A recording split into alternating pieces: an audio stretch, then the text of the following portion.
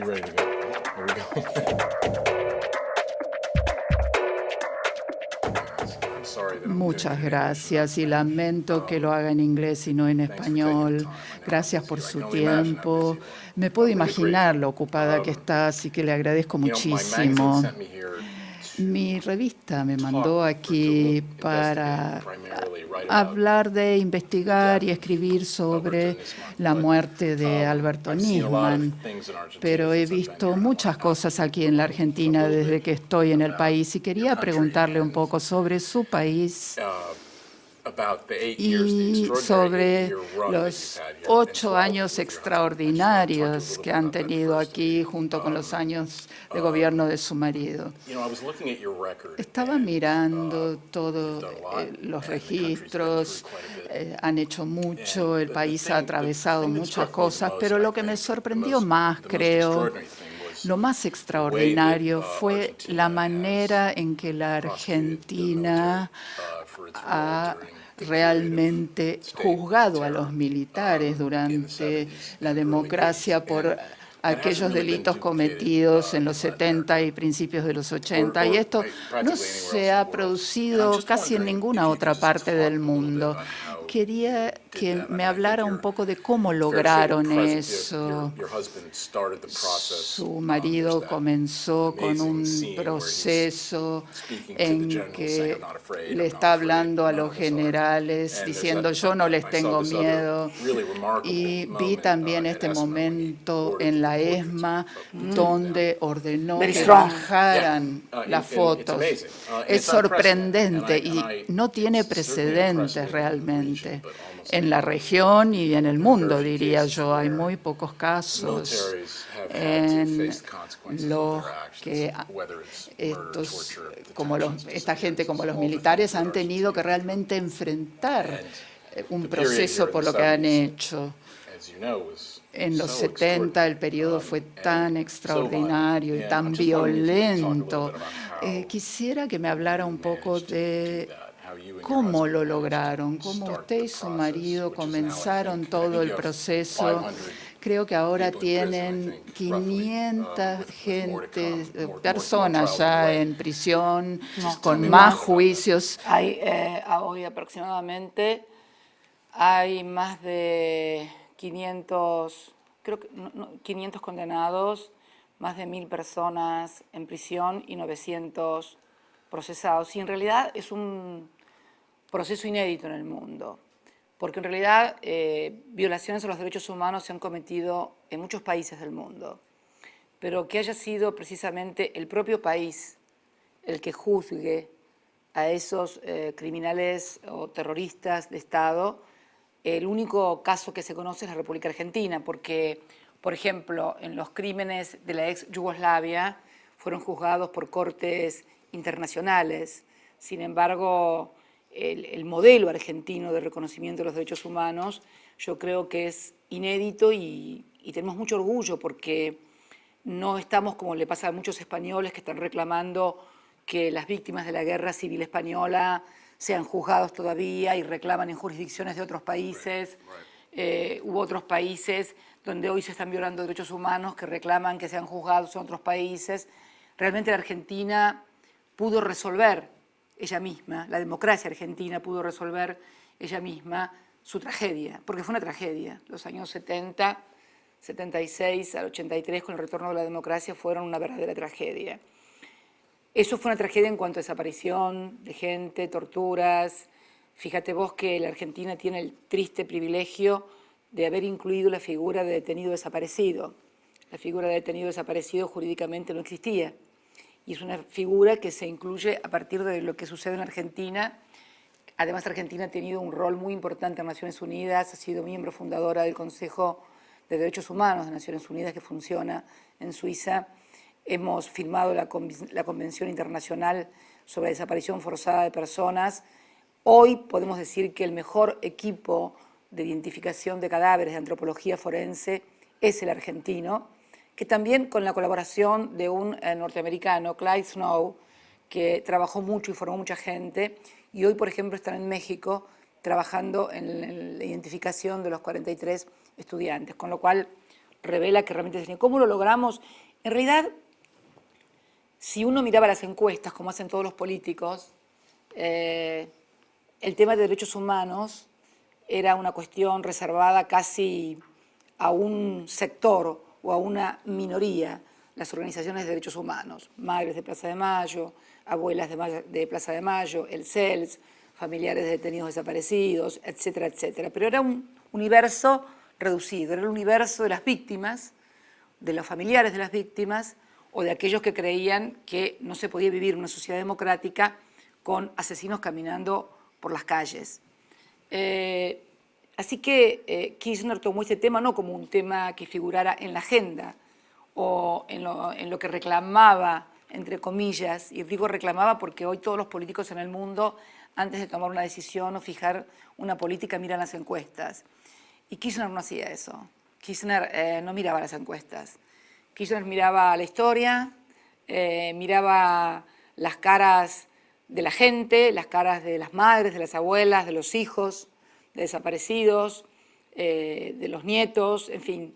Y eso lo llevó a impulsar y ser apoyado por el Poder Legislativo y luego por la Corte Suprema de Justicia de la Nación en esta política de declarar la nulidad de las leyes de obediencia debida y punto final y proceder precisamente a inaugurar una etapa democrática en la Argentina, porque lo anterior era predemocrático. Yo le voy a contar una anécdota que me tocó vivir a mí acompañándolo a Néstor Kirchner en su primer viaje al exterior en el año 2003. Él había asumido con apenas el 22% de los votos en 25 de mayo del 2003. Y creo que fue en julio o agosto, fuimos a una gira a Europa, pasamos por Bruselas, estuvimos creo que en Londres, si mal no recuerdo también, ¿no? Y luego en España y también estuvimos en París, en Francia. Gobernaba Jacques Chirac, un hombre que si uno lo tiene que ubicar en un arco ideológico lo coloca a la derecha. Y yo me acuerdo que lo acompañé en la audiencia con Jacques Chirac y el presidente, en un momento dado, luego de los saludos protocolares de rigor y demás, le dice a Kirchner: ¿sabe, presidente, tengo que decirle algo? La sociedad francesa no puede entender que quienes asesinaron, torturaron y desaparecieron gente en la dictadura, concretamente las monjas francesas, que era una causa en Francia muy fuerte, estén libres en la calle por imperio de leyes que ustedes aprobaron y que no reciban ningún tipo de castigos. Es algo que la sociedad francesa no entiende y mucho menos aún acepta. Y yo me acuerdo que Néstor lo miró fijamente y le dijo: eso va a cambiar. Mi sensación fue la de profunda vergüenza, porque yo soy una persona que me gusta responder siempre y tener respuesta para todo. Y la verdad que cuando te preguntan eso y no tienes respuesta, te da mucha vergüenza, sentí mucha vergüenza. Por eso creo que nuestro proceso, el proceso de los argentinos, nos hizo ingresar definitivamente en la democracia. ¿Por qué digo yo que nos hizo ingresar definitivamente en la democracia? Porque era absolutamente predemocrático una sociedad que había sancionado leyes que exculpaban a quienes habían producido el terrorismo de Estado. A ver, un criminal puede escaparse y escaparse y no ser aprendido por la ley. Puede pasar acá, en cualquier parte. De hecho, muchos nazis huyeron y no pudieron ser condenados. Pero acá lo grave no era que nadie había huido, al contrario. Las instituciones de la democracia, el Parlamento, el Poder Ejecutivo y la justicia habían, digamos, construido leyes como la de obediencia debida y punto final que impedían que fueran juzgados. Esto era también inédito, porque por eso lo que pasó después fue también inédito, porque no había ningún lugar en el mundo en que un parlamento dijera: no, vos si torturaste, desapareciste, violaste, mataste, lo hacías por obediencia debida, ok, está todo bien contigo, puedes caminar por la calle, puedes sentarte a comer, tienes libertad. Entonces, I just wonder that conversation you had with Chirac Esa in conversación France, con did you Chirac en walk away from that Francia, conversation and say, cuando "Okay, usted se fue de esa we're gonna reunión, do dijo, this now, bueno, we're gonna go after these vamos people." a Is that perseguir a was esta that the gente turning point? I wonder ahora, if there's a particular realmente moment a procesarla. ¿Fue ese el punto de inflexión que usted y su marido decidieron No. tomar acción? La verdad no, quedaría bien que te dijera que sí, pero sería mentira. En realidad, en realidad la habíamos tomado mucho antes. Yo voy a contarte algo que contó Néstor, y lo contó en reiteradas oportunidades. Cuando él era candidato, le vinieron a decir que la Suprema Corte de Justicia de entonces estaba dispuesta a dictar la constitucionalidad, o sea, darle legalidad, porque estaba en discusión, había sido declarada inconstitucional en jueces inferiores las dos leyes, y que la Suprema Corte de Justicia estaba dispuesta a decretar la constitucionalidad de ambas leyes y, por lo tanto, clausurar el proceso de revisión de cualquier tipo de conducta sobre el terrorismo de Estado. Y Kirchner dijo que no lo hicieran, que por favor esperaran que él fuera presidente, porque, bueno, eso le parecía que podía tener un rédito político y lo quería hacer él. En realidad fue una mentira piadosa porque él siempre tuvo la idea, la convicción, y yo creo que el compromiso y la responsabilidad, porque, a ver, uno puede decidir sobre su vida, pero no puede, siendo gobernante, decidir sobre la vida que perdieron los demás y mucho menos sobre el dolor de las víctimas y de los familiares y decir, bueno, en pos de la reconciliación, yo te perdono. ¿Y cómo voy a perdonar yo a alguien que no fue el que mató a mi hijo, sino que mató al hijo tuyo, o a tu padre, o a tu madre? En todo caso, el único que puede perdonarlo sos vos, que sos la víctima de tu hermano desaparecido, de tu hijo desaparecido, de tu padre desaparecido.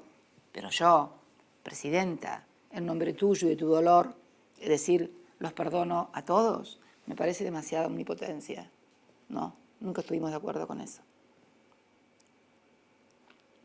You know, you mentioned your husband, and Usted mencionó there's a su phrase in English, it's marido lonely at the top, and it must be y especially hay so un dicho que dice, es muy solitario estar allí arriba. ¿Cuán a menudo piensa usted en su marido? Ustedes tenían como una sociedad política de alguna manera. How often do you ¿Cuán a menudo think about him piensa when you're building usted en él cuando tiene que gobernar el país? En realidad no teníamos una sociedad política. Es muy difícil entender esto si no se conoce el proceso histórico que vivió la Argentina y generaciones de argentinos, lo que se conoció como la generación del 70. En los años 60 y 70, cuando nosotros éramos muy jóvenes, nos conocimos en la universidad, era muy común que las parejas, que los noviazgos, que los matrimonios, ambos fueran militantes, pero no dirigentes políticos, no, directamente militantes. Nosotros nos conocimos en la universidad precisamente por la política y por lo tanto para nosotros militar juntos, trabajar juntos en política no era una decisión que habíamos tomado como una sociedad política, sino que era una decisión de vida y por eso nos habíamos encontrado. De hecho, nuestra pareja era similar a la de miles, de cientos de miles de parejas de aquella época. Pero no quiero esquivar la pregunta, porque la pregunta fuerte es la otra. La decía, si pienso a menudo en él, y sí, pienso todo el tiempo. Pienso todo el tiempo, no como lo hacía al principio con mucha congoja y con mucha angustia.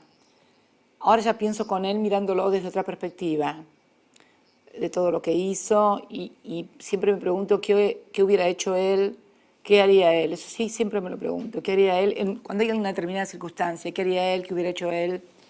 Pero lo que vos decís, la soledad del poder, sí, claro, cuando tenés que tomar las decisiones y sos presidente, las tenés que tomar vos. En el caso nuestro, él sí me escuchaba mucho, y yo lo escuchaba a él y discutíamos mucho. Pero cuando alguno de los dos tenía razón, no era porque él fuera presidente o fuera el hombre, o cuando tenía razón no era porque yo fuera la mujer o fuera la presidenta.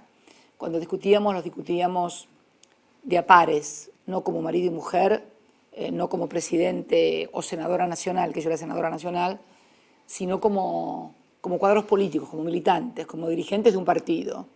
Y entonces, yo sé que esto es difícil de entender porque no es muy común en el mundo de la política, pero bueno, si vos indagás o preguntás acerca de qué sucedía en aquellos años en las organizaciones juveniles políticas y demás, no había esa diferencia entre hombre y mujer, sino que ni pareja, sino simplemente era una forma de incorporarse a la política y una forma de ver la vida también, ¿no?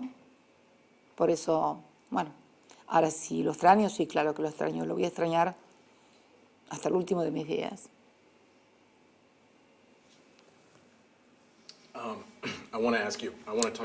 Quisiera hablarle un poco de la economía. Creo que en los últimos años el PBI de la Argentina se ha duplicado, ¿correcto?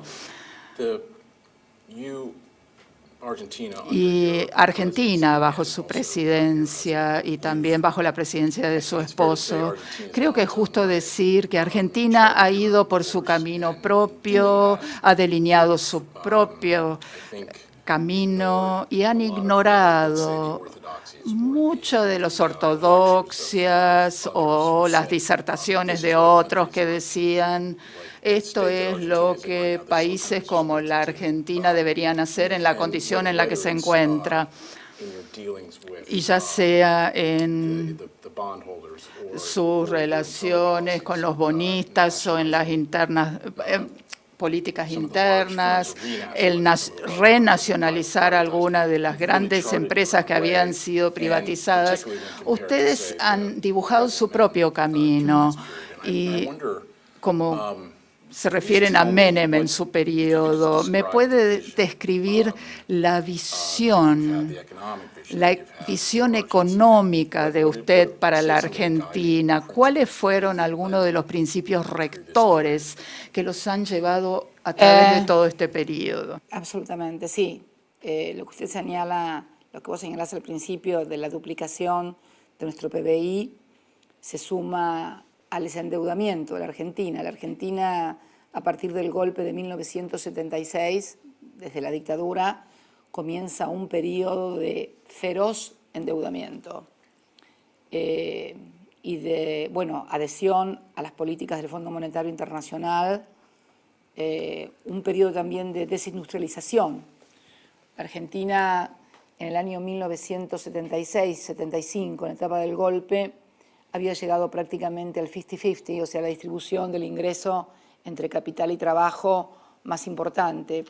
Tenía un desarrollo industrial muy importante, tal vez el más importante de toda Latinoamérica, que había comenzado con el peronismo, donde fuimos el primer país de toda Latinoamérica donde se construyeron aviones, locomotoras, autos, en fin.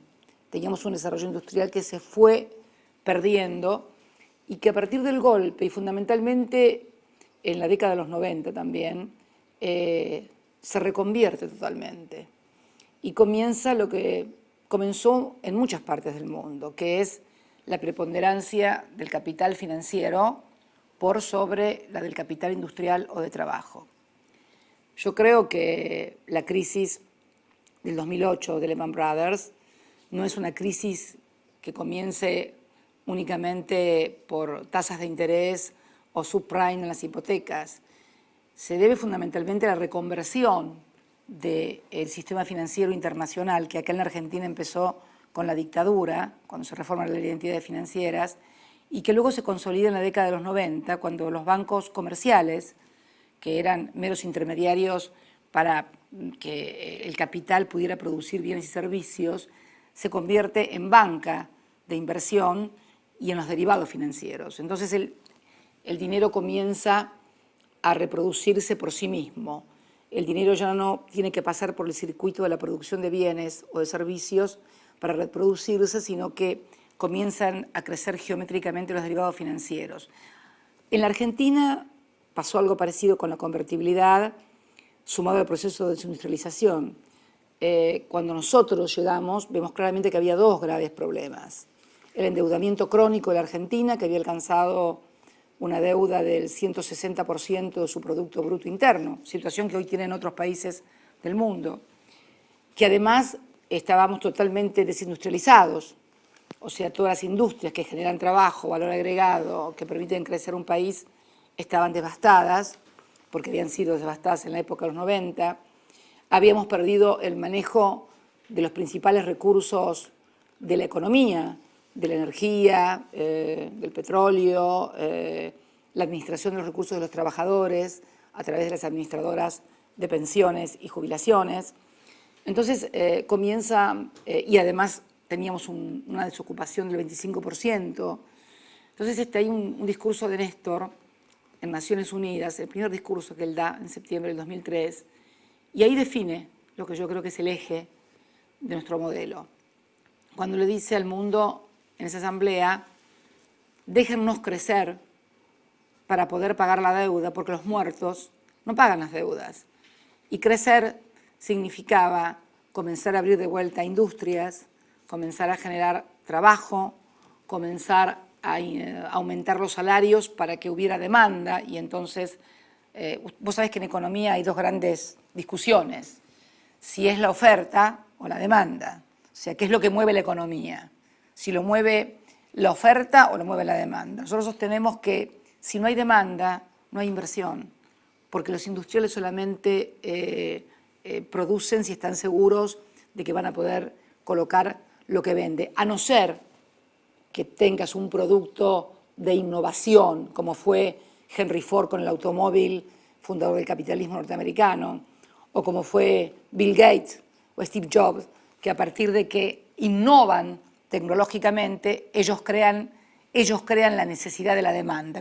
Ahí sí está primero la oferta y después viene la demanda. Pero en todo lo demás, hoy en el mundo, si no hay innovación, primero es la demanda. Con lo cual teníamos que darle a los argentinos poder adquisitivo para que pudieran desarrollar un fuerte mercado interno. En esto no hicimos más que mirar el modelo original de Estados Unidos de desarrollo. ¿Cómo crece Estados Unidos? Bueno, creo que el modelo de crecimiento del mercado interno, con una fuerte protección a todo lo que es la industria norteamericana, a lo que son sus productores agrícolas, un gran discurso de libre comercio de las fronteras de Estados Unidos hacia afuera, pero de las fronteras hacia adentro una gran protección del país, lo cual no lo digo como crítica, sino que al contrario, nos pusimos a mirar qué había hecho Estados Unidos en la época de Roosevelt y cómo había surgido, y creo que, bueno, ahí está la clave. Definimos que el empleo, el trabajo bien remunerado.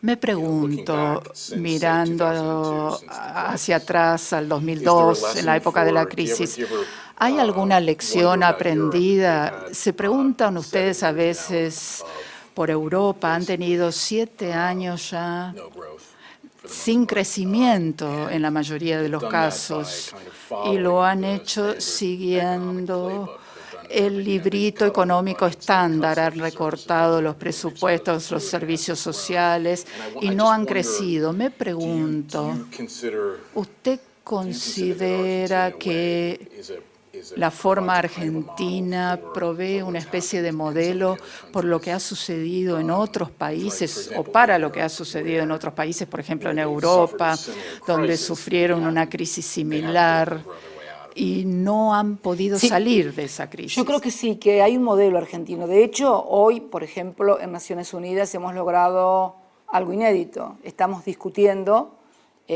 luego de un debate que se hizo y con el cual contamos con el apoyo del G77 más China, hoy se está discutiendo en Naciones Unidas poder aprobar para la próxima asamblea un tratado sobre reestructuración de deudas soberanas. Hoy uno de los principales problemas que tiene el mundo, fundamentalmente Europa, es sus deudas soberanas. Estados Unidos, por supuesto, es el que más debe en el mundo, pero como es el que tiene la maquinita de hacer dólares, no tiene ese problema. Traslada sus problemas, su inflación hacia el exterior y cuando valoriza su moneda, produce el vuelo de calidad de los países emergentes de capitales hacia el centro. Sí, creemos que es un modelo. De hecho, en Grecia nos han tomado los que han vencido en las últimas elecciones como un modelo. Y nos planteamos, pero no como un modelo. Cuando mirábamos a Europa, el tema de la Unión Europea, que fue tan alabada durante mucho tiempo, tiene un problema muy grave, que es renunciar a partir de la unidad monetaria al uso de la moneda, que es una de las claves de cualquier proceso económico. Renunciar. Estados Unidos jamás renunciaría, por ejemplo, a que su moneda fuera moneda de reserva. Todos me dicen la inflación, no la inflación, pero el billete de $100 sigue siendo el mismo billete de $100 y no lo van a modificar nunca. Y no me van a decir que lo mismo que se podía comprar con $1 millón en Estados Unidos hace 20 años, lo puedo comprar ahora. Es más, hace 30 años alguien que tenía $1 millón en Estados Unidos era un millonario. Hoy no sucede lo mismo. Entonces, creo que la Argentina, no como modelo de administración, sino como modelo de lo que pasó con su deuda, su reestructuración. Nosotros cuando decidimos reestructurar la deuda, Néstor lo hace sobre una base. Él sostiene y sostenemos que cuando estaba en vigencia la convertibilidad, venían los capitales de afuera a colocar dólares con tasas anuales que orillaban entre el 15 y el 16%, cuando en cualquier país del mundo la tasa en dólares no sobrepasaba el 2%. Entonces, Néstor sostenía con el más crudo lenguaje capitalista, que es el del riesgo, asumir el riesgo, que si yo coloco mi dinero en un lugar al 16% y es el único lugar en el cual me pagan el 16% porque en el resto del mundo me pagan el 2%, cuando ese país no me va a poder devolver el dinero, yo tengo que asumir también una parte del riesgo. Entonces él dijo que el mundo que fomentó esto, el Fondo Monetario Internacional, que nos tomaba a la Argentina en los años 90 como un alumno sobresaliente, también asuman la parte del riesgo que tuvieron y una parte de la deuda también queda a cargo de ellos. De cualquier manera, pagamos más que la Enron pagó a sus accionistas. La Enron pagó 10 centavos por cada dólar que debía y defraudó y nosotros pagamos más centavos de dólar por cada dólar. Creo que pagamos algo así como 45 centavos de dólar. Así que si tomamos el modelo de quiebra de la Enron, evidentemente la Argentina fue mucho más justa con sus acreedores que lo que fue la Enron con sus acreedores, que eran los ciudadanos en su gran mayoría norteamericanos. Y yo creo que lo que estamos tratando ahora en Naciones Unidas, que es una cosa muy sencilla, Dexter, es simplemente tener una ley de quiebras a nivel global. Porque, a ver, en Estados Unidos puede quebrar los municipios, puede quebrar una empresa. Se reúnen los acreedores de la empresa con el juez de la quiebra y dicen, bueno, la empresa propone pagar una determinada forma y si se reúne una determinada cantidad de voluntades de los acreedores, en Estados Unidos creo que es, al igual que en la Argentina, el 66% de la voluntad de los acreedores, el resto de los acreedores tiene que aceptarlo, porque lo que siempre hay que hacer es la continuidad de la empresa. ¿Qué es lo que busca un juez en la quiebra? Que continúe la empresa, porque si continúa la empresa, continúan los trabajadores, esa empresa se puede recuperar, puede pagar sus deudas, puede seguir produciendo. El esquema que nosotros planteamos hoy en esta convención internacional es exactamente lo mismo. ¿Basado por qué? En el modelo de Argentina. Argentina logra reestructurar su deuda. Con Kirchner la acepta un 76%, casi 77%. Y conmigo en el 2010 llegamos al 92,4% de los acreedores. ¿92 o 93? 92,4%. 92,4%. Si del 100% del universo de tus acreedores hay un 92,4% que acepta tu forma de pago y vos venís pagándole rigurosamente, además, desde el año 2005 a la fecha, sin recurrir al mercado de capitales, porque no teníamos acceso al mercado de capitales producto del default de la deuda que había sido defaulteada por otro gobierno, porque además lo más curioso y lo más gracioso de todo esto es que toda la deuda que este gobierno y el de Kirchner pagó no es deuda que contrajimos durante nuestra gestión, es deuda de ese 160% del PBI que teníamos. Y hoy la Argentina es el país que más ha reducido su exposición en deuda. Esto fue informado hace poco por una consultora norteamericana, McKinsey, donde la Argentina figura como el país que más ha reducido su deuda. Frente a otros que la han aumentado a más del 100, nosotros estamos en un menos 11, un 11% negativo. Y hoy tenemos el nivel de endeudamiento más bajo de toda nuestra historia, en moneda extranjera, o sea, en dólares o en euros, a personas privadas, nacionales o extranjeras, solamente el 9,5% del PBI. Es un país desendeudado. Creo que esto es uno de los ejes fundamentales. Esto nos permitió también generar recursos. Esto nos permitió, además, a partir de una política industrial muy fuerte, generar trabajo y poder hacer frente al pago de la deuda. También con un desarrollo en el sector primario argentino, fundamentalmente en exportaciones agrícolas, con un altísimo nivel de competitividad. Pero bueno, y también con una política tributaria. I just wonder if, Sí. I mean, everything you're talking about, Todo lo que you seem to be suggesting usted me dice parece sugerir que las reglas del sistema financiero internacional van un poco en contra de los países en desarrollo. Entonces, su esposo, usted, cuando asumen, lo primero que hacen es heredar esta terrible deuda. Y veo que eso subyace mucho de los discursos que usted da, diciendo que las reglas necesitan cambiarse porque no funcionan para los países en desarrollo como lo hacen para los desarrollados. Y muchas de las disertaciones que recibe la Argentina y otros países vienen de países que no hicieron esto nunca. ¿Son reglas que no son justas? ¿A eso nos referimos? Las reglas financieras internacionales tampoco les sirven hoy a los países desarrollados.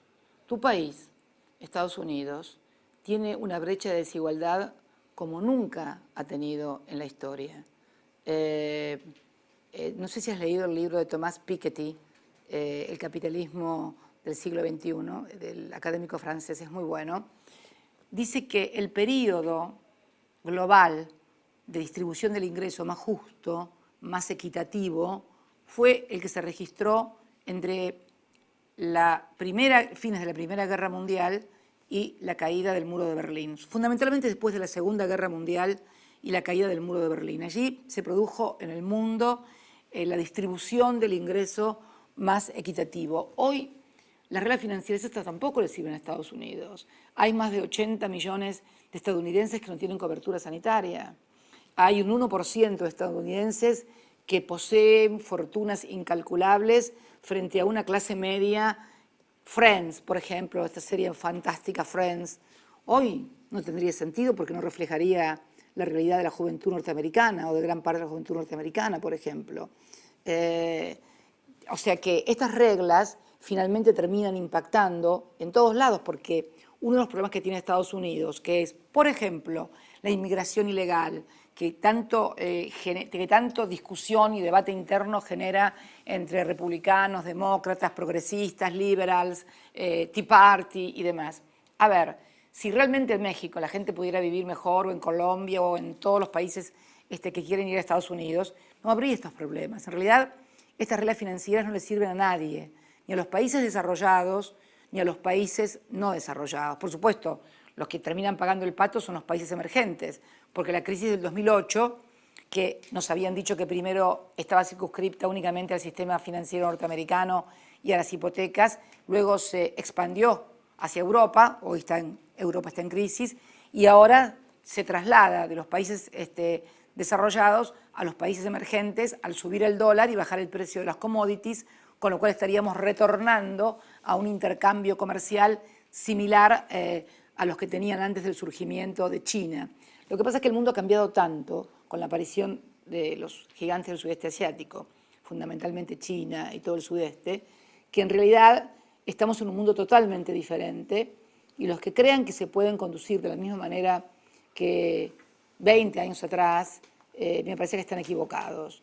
Yo creo que Yeah, Sí. I want to ask you about that. Le quiero preguntar sobre If eso we talk justamente. Si Argentine foreign hablamos de la policy política over the last several externa years, argentina en los últimos it's años, safe to say creo that as que the se economic puede realm decir, así como en el reino económico, chart han a tratado different de course dibujar for un curso And distinto I para la think, and correct me Argentina. if Y I'm corríjame oversimplifying this, si but lo moved sobresimplifico, away from, pero say, se ha the United apartado States de a los little bit Estados and Unidos closer un to, poco y se ha acercado say, más countries a, like digamos, Venezuela países como or Venezuela, Russia or Rusia, China and even which I'm y going to ask you about Iran.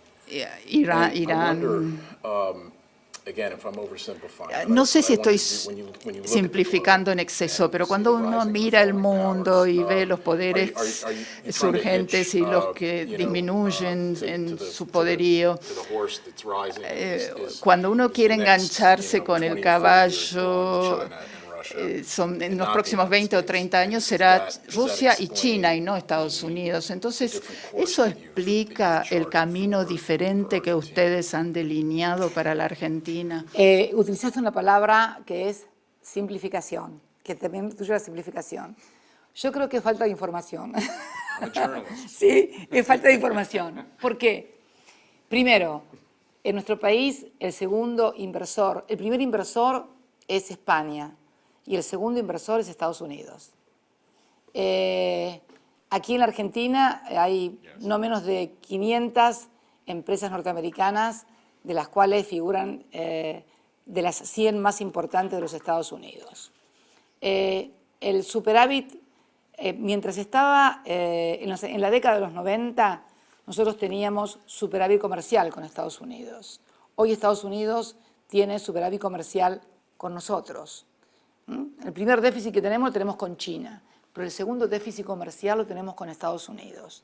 Con lo cual, el intercambio comercial entre Argentina, porque las cosas hoy en el mundo no se miden por si me gusta Obama o me gusta Bush o me gusta Xi Jinping o me cae más simpático Putin. Si vamos a hablar de economía, quiero ver los números. Y los números me dicen que el segundo inversor es Estados Unidos y los números me dicen que yo tengo déficit comercial con Estados Unidos, con lo cual hay un intercambio comercial muy fluido entre Argentina y Estados Unidos. Es más, yo creo que Estados Unidos por ahí le ha cerrado las puertas a la Argentina.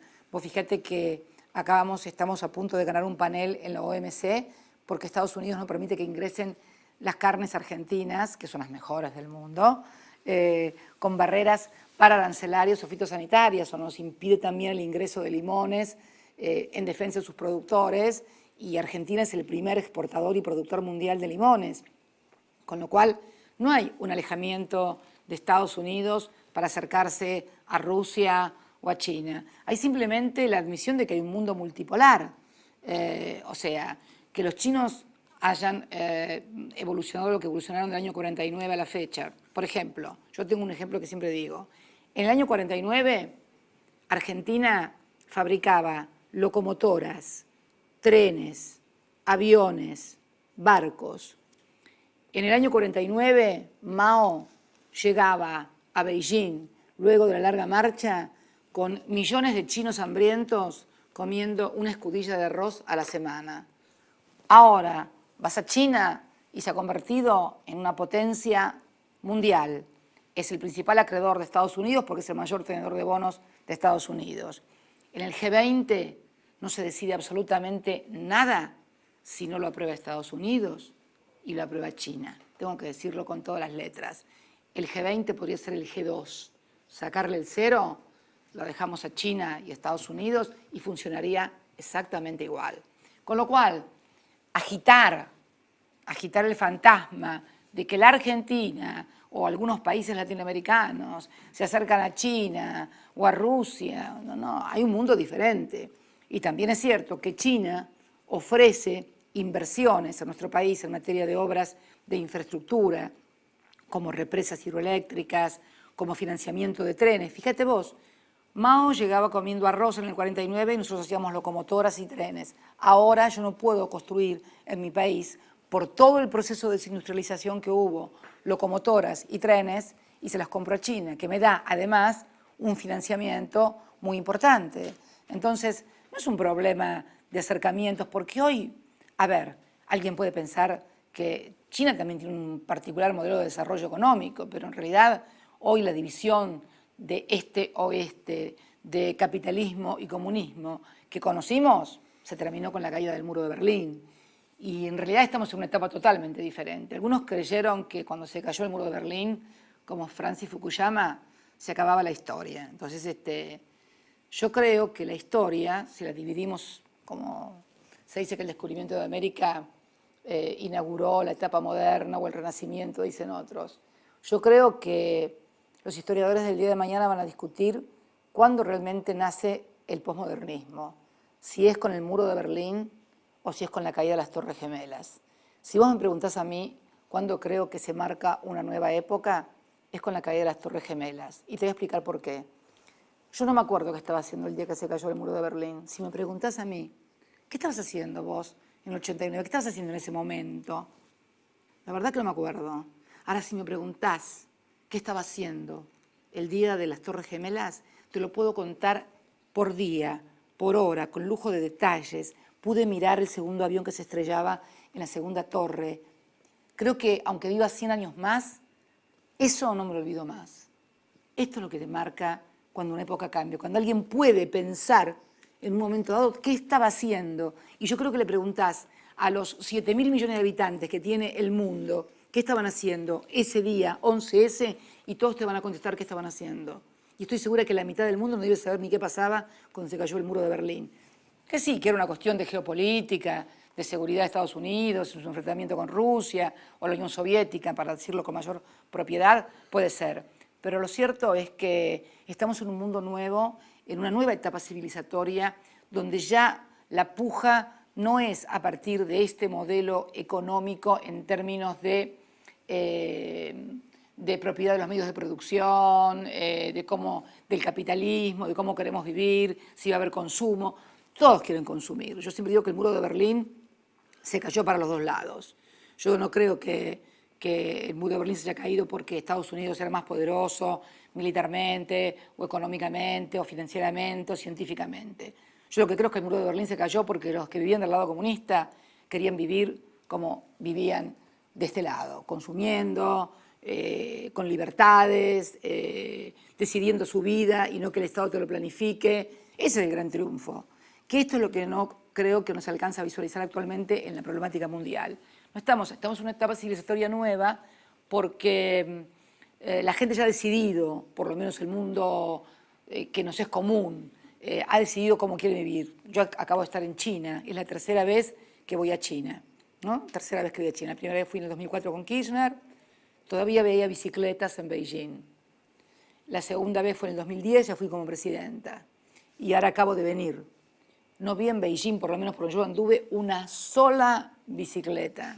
Y vi autos, millones de autos, a cuál más moderno, a cuál más lindo, como nunca había visto. Y cada vez que voy descubro más edificios, más hoteles. O sea que esta discusión de que si queremos consumir o no queremos consumir, se terminó. Es una etapa clausurada. Ahora, estamos ante un mundo nuevo, donde los enfrentamientos son de carácter étnico, religioso. Por eso creo que la época la marca la caída de las torres, o sea, el atentado terrorista de las torres, y no la caída del muro de Berlín. Esa es mi percepción. Por eso digo que plantearse acercamiento con Rusia y con China, que Rusia y China son comunistas, tienen en Rusia, cuando vas a Moscú, ¿qué diferencia encontrás con Nueva York? Bueno, sí que está el Kremlin de un lado, la iglesia de Santa Sofía, pero encontrás todas las tiendas, todas las tiendas. Son un poco autoritarios. Ah, bueno, sí. Bueno, esos son diferentes. Bueno, a ver,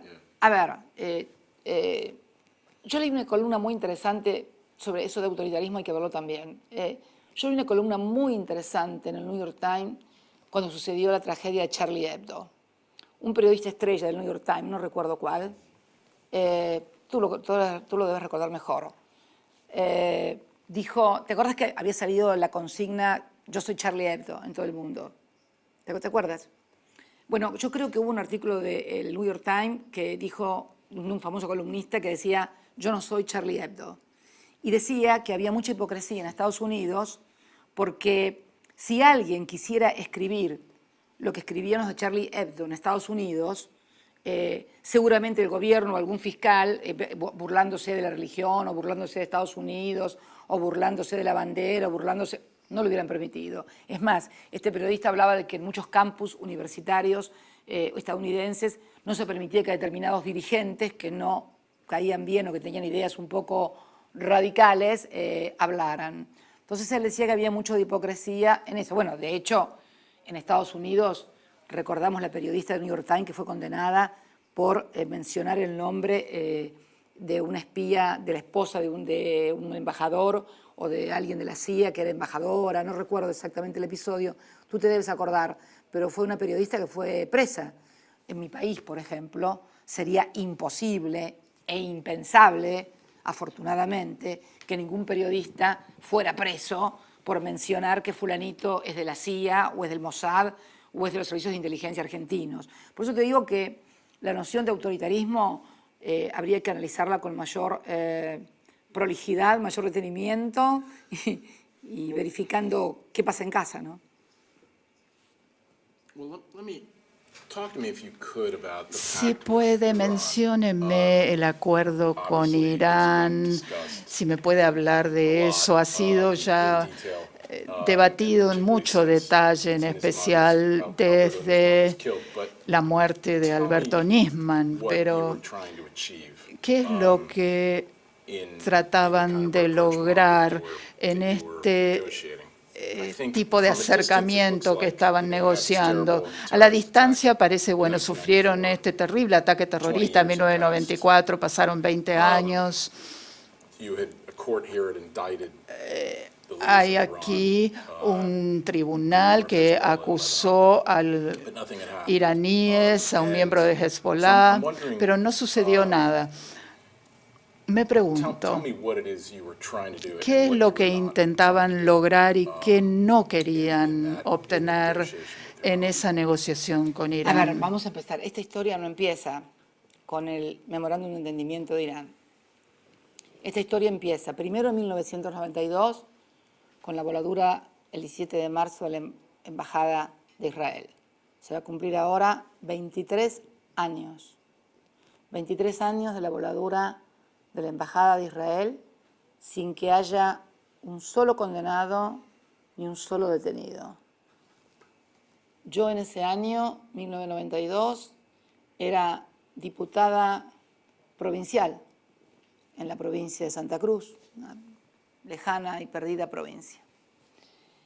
Luego viene el atentado de la AMIA, que a diferencia del atentado de la embajada, que es un atentado contra Israel, porque se produce en territorio, usted sabe, cada embajada representa una parte del territorio del país.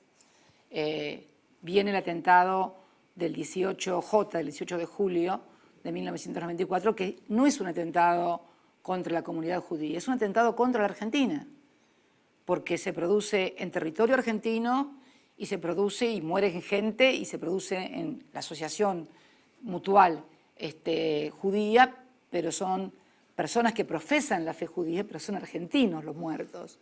O sea, porque me parece que hay una confusión en esto. Nosotros concebimos a la AMIA como un atentado contra la Argentina en la cual les murieron argentinos que profesaban la fe judía, algunos y otros que no profesaban la fe judía. Con lo cual, esto fue, sí, el atentado terrorista más grande. En uno murieron 29 personas, en el otro 85 personas, pero fueron los dos muy graves, muy, muy graves. Se forma una comisión bicameral de seguimiento de ambos atentados en 1996. Yo soy miembro de esa comisión bicameral desde el inicio. Comienzo, yo era una activa participante en esa comisión. En ese momento Yitzhak Aviran era el embajador de Israel en la Argentina, año 96, 97, 98, y cada vez comienzo a notar mayores anomalías en el desarrollo del juicio, porque en realidad esta era una comisión de seguimiento. El Poder Legislativo no tiene facultades para inmiscuirse en los procesos judiciales. Por eso se creó la figura de comisión bicameral de seguimiento. Y seguíamos la investigación Y yo comencé a ver anormalidades y a manifestarlas, no públicamente, sino a manifestarlas en el seno de la comisión. ¿Por qué no públicamente? Porque no queríamos que una situación como esa, un atentado terrorista con víctimas, con familiares, fuera objeto de shows mediáticos, de posicionamientos políticos a partir de decir tal cosa o tal otra. La verdad que todos los miembros nos manejamos muy prudentemente en cuanto a esto.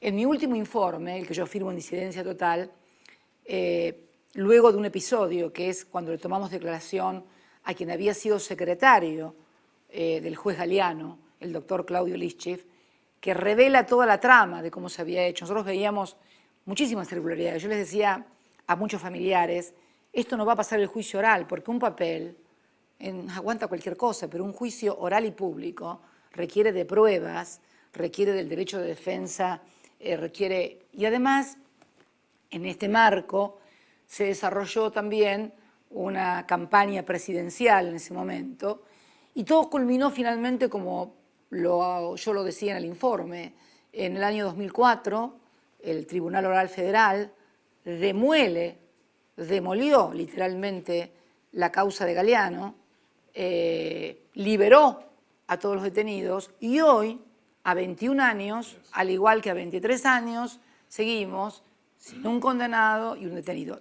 Un detalle, el juez Galeano había lanzado 12 órdenes, 12 alertas rojas para detener a 12 iraníes, entre ellos el ex embajador iraní en Argentina, Heidi Soleimanpour, que es detenido en Londres. Lo detienen en Londres a pedido del juez argentino y lo tuvieron que liberar, porque cuando el juez argentino, cuando el Poder Judicial argentino le remitió las pruebas, de acuerdo a los ingleses, no de acuerdo a los iraníes ni a nadie, de acuerdo a los ingleses, esas pruebas no valían. Y no solamente lo liberaron a Heidi Soleimanpour, sino que la Argentina además tuvo que pagar $25.000 o libras, no recuerdo, porque obviamente si uno hace estas cosas las tiene que pagar. Se cae el juicio, comienzan después juicios por encubrimiento, viene otro nuevo juez, vienen otros fiscales porque hoy están procesados por encubrimiento, un expresidente, un ex titular de la Agencia de Inteligencia, comisarios de la Policía Federal, están procesados también el juez Galeano por encubrimiento, fiscales por encubrimiento, secretarios por encubrimiento, un escándalo, un verdadero y absoluto escándalo. A partir de que asume Néstor Kirchner en el año 2003, la Procuración Fiscal, el Ministerio Público Fiscal, crea, o sea, no el Poder Ejecutivo, porque acá los fiscales no dependen del Poder Ejecutivo, dependen de un ministerio de extrapoder que nombra en el año 2004, si mal no recuerdo, al doctor Alberto Nisman como fiscal de la unidad AMIA. Y el juez Canicova Corral asume la causa y la delega la investigación en el fiscal. Y ahí comienzan la investigación nuevamente y se libran 5 o 7 u 8, no recuerdo, órdenes de captura que gestionamos muy fuertemente en Interpol. Hoy Argentina es miembro también de Interpol. El secretario de Seguridad, Berni, es miembro del directorio de Interpol. Gestionamos estas alertas rojas. Y comenzamos a partir del año 2007 a pedirle a Irán. Néstor Kirchner y Cristina Kirchner son los primeros presidentes de la Argentina que había tenido los 12 atentados de los cuales se acusa a Irán, en comenzar a reclamar ante el resto de las naciones que Irán coopere judicialmente con la Argentina, porque en la Argentina no hay posibilidades de juicios en ausencia. Tiene que poderse tomar declaración al que está acusado, porque así lo impone la Constitución.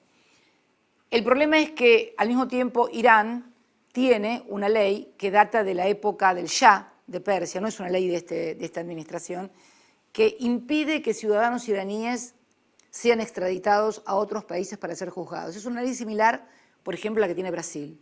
Si yo quisiera hoy pedirle la extradición de alguien a Brasil, Brasil tampoco me la daría. Entonces comenzamos a pedir cada vez mayor cooperación judicial. Además, hay una resolución de Naciones Unidas, la resolución 1373, que se dicta el 28 de septiembre del 2001, con motivo del atentado de las Torres. Ahí, en esa resolución de Naciones Unidas, se pide que los países tienen que celebrar acuerdos de cooperación judicial para poder esclarecer atentados terroristas y demás y demás. Cuando comienzan a librarse las órdenes a Irán, Irán responde que no va, que además de descalificar la investigación, de decir que es mentira, que no es cierto, dice que no va a cooperar porque no hay ningún acuerdo bilateral firmado entre ambos países que los obligue a ellos a cooperar judicialmente. Le voy a contar una anécdota. Año 2004 o 2005, no recuerdo, ya que hablaba de Venezuela, se realiza la reunión de los 15 en Caracas, en Venezuela. Nosotros fuimos y en ese momento el presidente de Irán, que no recuerdo quién era, le pide una audiencia al presidente Kirchner. El presidente Kirchner le contesta que solamente le va a dar audiencia si incluye como tema de agenda el tema AMIA. Bueno, se terminó todo, no hubo agenda, no hubo reunión. Ahmadinejad. No era Ahmadinejad todavía, era otro, había otro, no me acuerdo quién era, el anterior a Ahmadinejad, creo. Bueno, la cuestión es que no nos dan la audiencia porque ellos ni siquiera aceptaban que AMIA pudiera formar parte de una agenda bilateral de discusión, porque decían que no tenían absolutamente nada que ver y que no tenían por qué incluir esto. Yo comienzo cada vez a escalar más en mis discursos en Naciones Unidas, uno lo puede ver. Primero, pidiendo cooperación, garantizando que en nuestro país va a haber un juicio justo, que tenemos garantías, que estamos juzgando a los militares, que podemos dar fe de que puede haber garantías. Nada, no contestaban nada.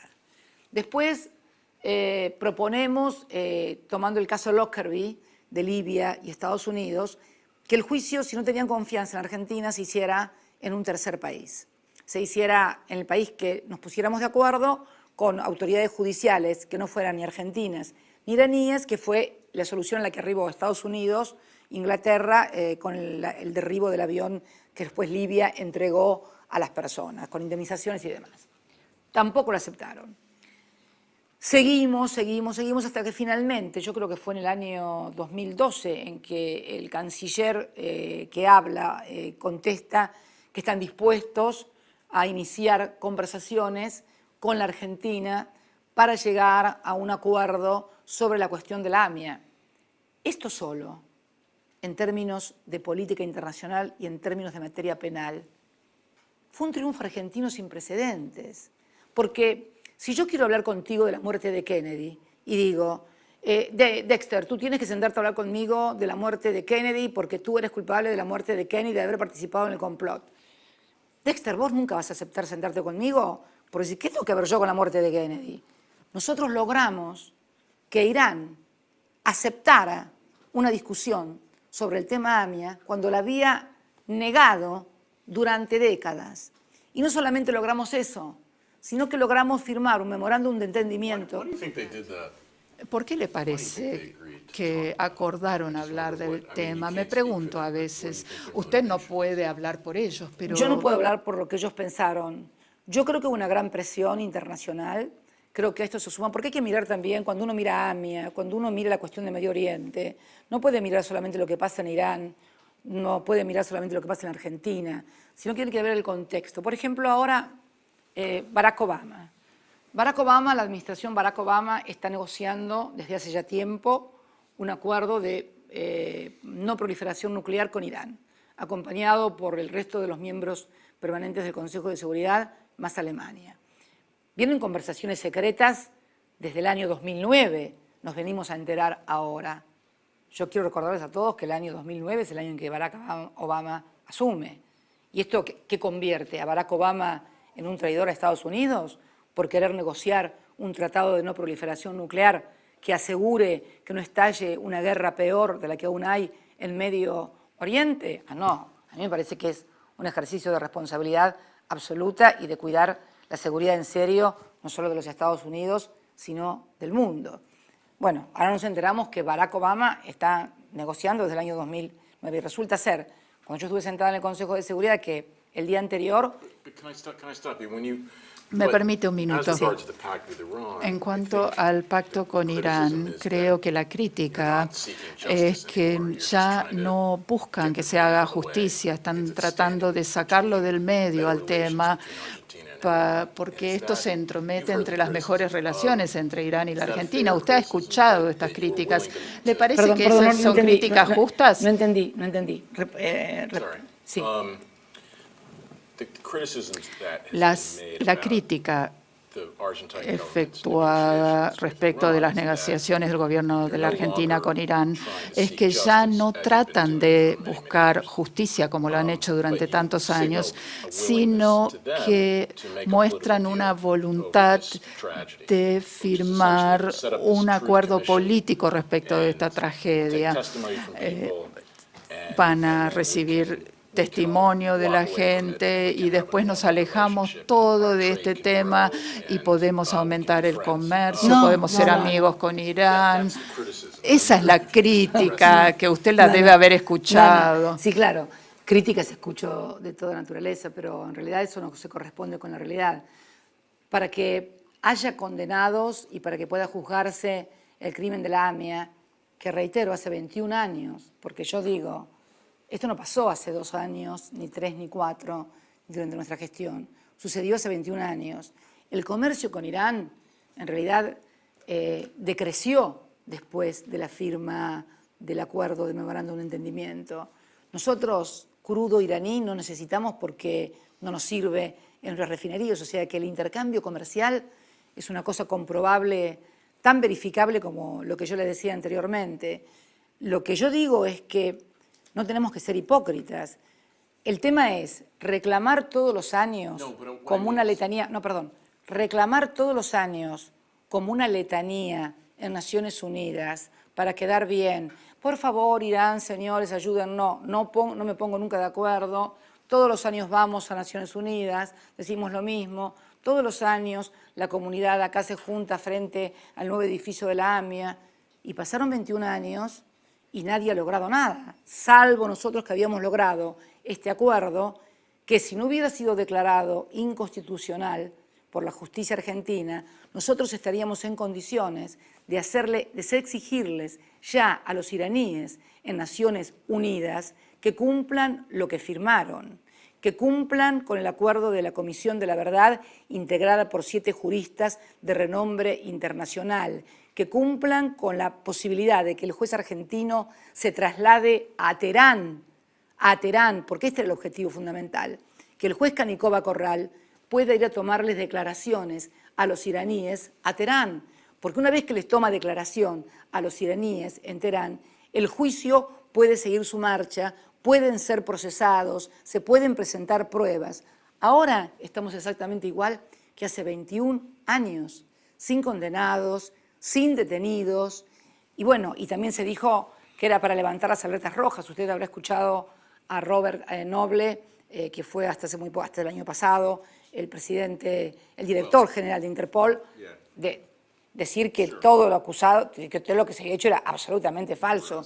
Lo primero que hicimos nosotros, ni bien se firmó el memorándum de entendimiento, fue enviar una nota a Interpol diciendo que las alertas rojas debían seguir vigentes. Pero, Dexter, permíteme, si nosotros no enmarcamos el tema de AMIA y de la voladura de la embajada en el contexto de la cuestión de Medio Oriente y cómo se van superponiendo las políticas y los hechos entre... Vos fíjate, en el año 92, cuando se vuela la embajada, ese fue el año donde Yitzhak Rabin, que fue un gran estadista israelí, hizo su campaña y llegó a primer ministro israelí. Todo el eje de su campaña en el año 92 fue lograr la paz con Arafat, con la entonces OLP. Vos has estado en Irak, en Afganistán, sos un conocedor de la cuestión de Medio Oriente. Él, toda su campaña la basó precisamente en lograr la paz con Palestina, cosa con la cual no estaban de acuerdo muchos. De hecho, yo creo que Rabin quería, en cierta manera, emular a Menachem Begin, que había logrado firmar la paz con Egipto. En ese año se produce la voladura de la embajada. Sin embargo, con el paraguas protector de Estados Unidos, Rabin siguió las conversaciones en secreto, donde Siria era un actor principalísimo, porque como decía Kissinger decía que no puede haber guerra en Medio Oriente sin Egipto, pero no puede haber paz sin Siria. Y Siria tenía un papel preponderante ahí muy grande. Y justamente en el año 94, donde se estaban llevando a cabo las negociaciones y se llevaron a cabo, se produce la voladura de Lamia. Y más tarde, casi al año siguiente, luego de que se firma la paz entre Shimon Peres, Rabin, Arafat, que tienen el premio Nobel y que inclusive comparten en la Casa Blanca una ceremonia, se produce luego de todo eso el asesinato por parte de ultraderechistas israelíes de ese gran estadista que fue Rabin. Entonces, nosotros tenemos que mirar las cosas que pasan en el mundo, no únicamente con lo que pasó en Argentina o lo que pasó en Irán o en Estados Unidos, sino cómo la cuestión de Medio Oriente y los actores en Medio Oriente se desarrollan y cómo hoy, por ejemplo, Estados Unidos está tratando de llegar a un acuerdo de no proliferación nuclear. Yo puedo decirle a Barack Obama, no, señor, usted es un mentiroso, usted en realidad lo que quiere es pasar a la historia y entonces arreglar con Irán para que Irán tenga la bomba nuclear. No. Entonces creo que nosotros tenemos que mirar las cosas cuando son... Porque ¿en qué se convirtió la AMIA?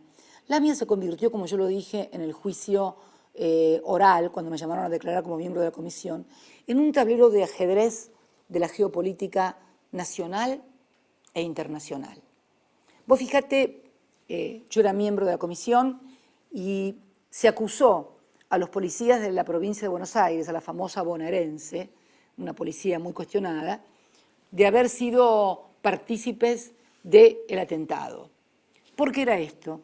Porque en ese momento el que era candidato a presidente estaba enfrentado con el candidato a presidente Dualde y entonces se plantaron pistas falsas para perjudicarlo en la campaña electoral. Bueno, eso finalmente se derrumbó en el 2004 y se comprobó que los bonaerenses, malos o buenos, no habían tenido absolutamente nada que ver con esto. Entonces ahí se jugó en el tablero nacional. Y también se jugaba en el tablero internacional, porque tal vez en los años 90 no convenía que otros países de Medio Oriente pudieran haber estado involucrados en la cuestión de la AMIA. Entonces, digo, lo que nosotros hicimos fue cumplir con lo que mandaba la justicia argentina, que me pedían la extradición de los iraníes. Los iraníes fuimos a la Interpol, logramos las alertas rojas para que ordenaran captura. Los iraníes no los entregan, no los extraditan y tenemos que hacer... Entiendo, pero ¿a usted le parece que el gobierno iraní es responsable? De acuerdo a lo que dice la justicia argentina, tengo que decir que sí. Por eso, si no, no hubiera firmado el acuerdo.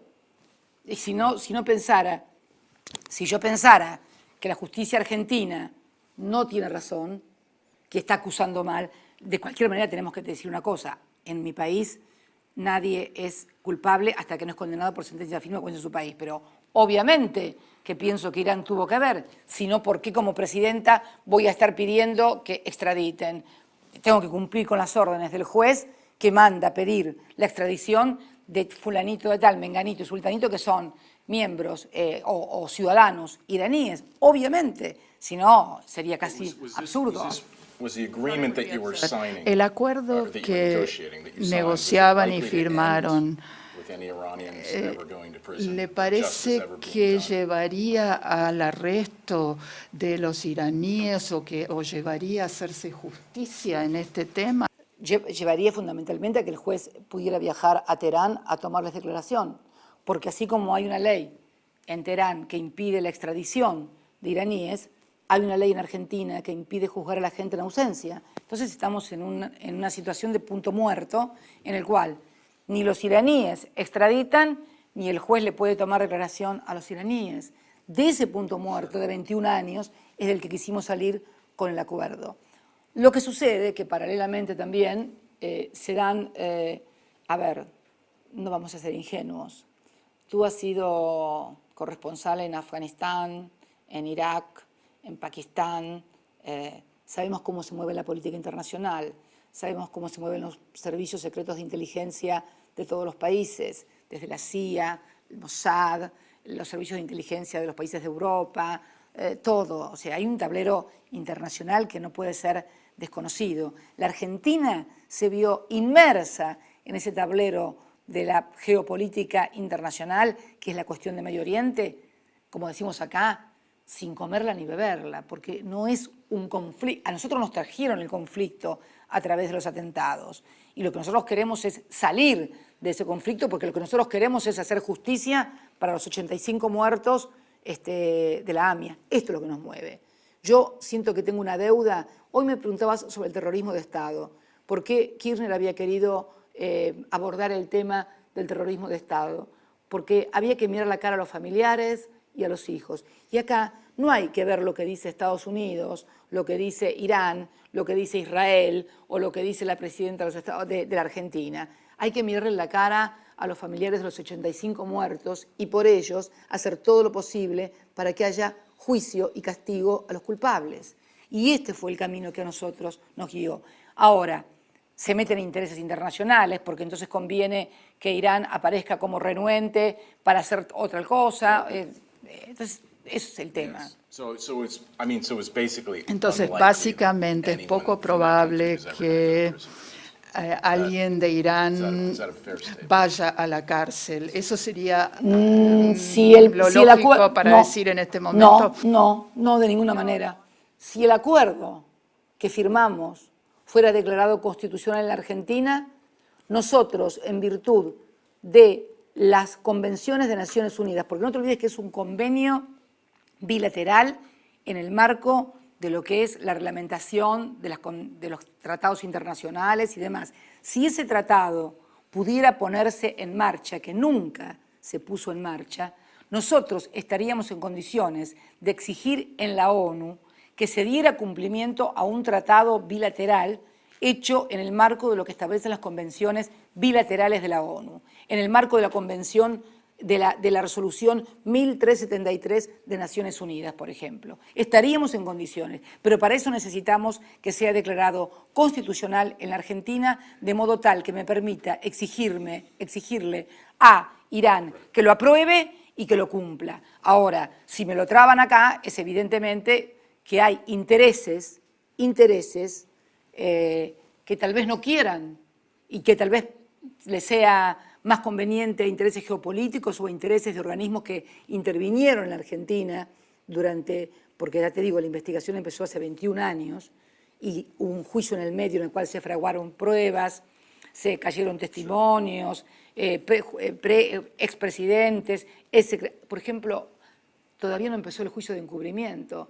El juicio de la AMIA lleva 21 años, el juicio de encubrimiento lleva 15 y todavía no hay ningún detenido ni ningún condenado. Y ahí no hay iraníes en el juicio de encubrimiento.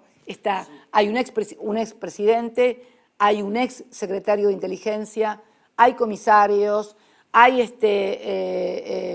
esta Beraja, titular de la DAIA. El titular de la DAIA, de la Asociación Judía, también está en ese juicio por encubrimiento. 15 años, Dexter. Y en ese juicio que se hace acá en la Argentina, tampoco tenemos ni condenados ni detenidos. ¿Sí? No es tan fácil.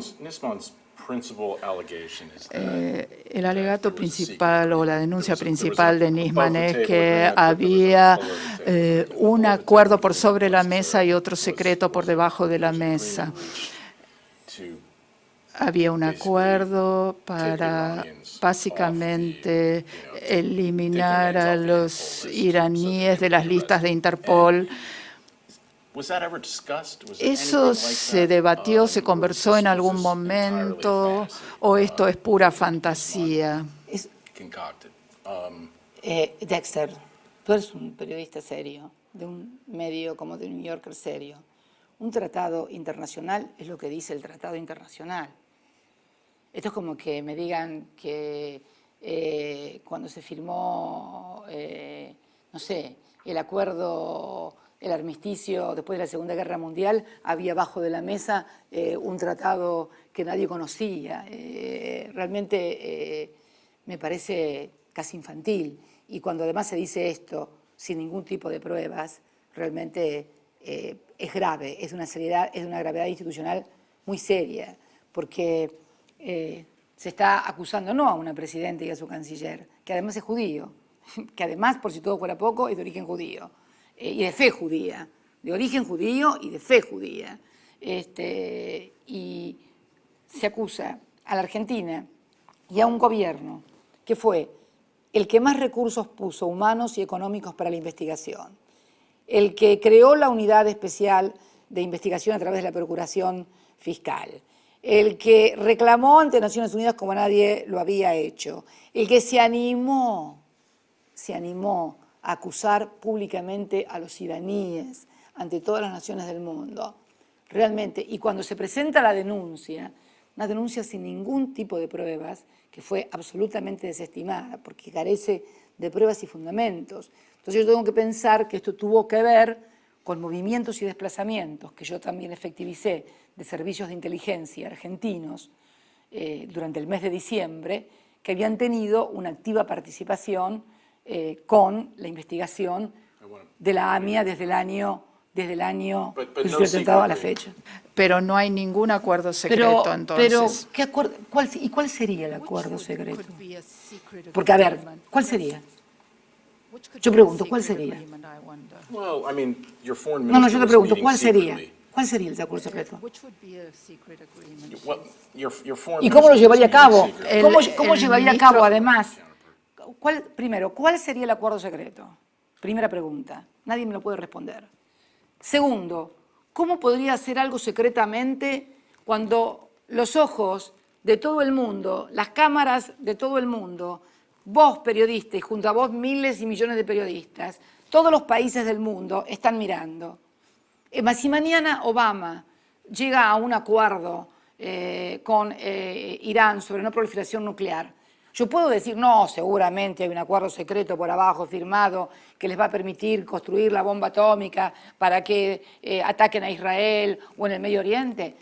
Es poco serio en términos de política internacional, es poco serio en materia de tratados. Los pactos secretos, nadie firma nada públicamente, las cosas secretas nunca se conocen.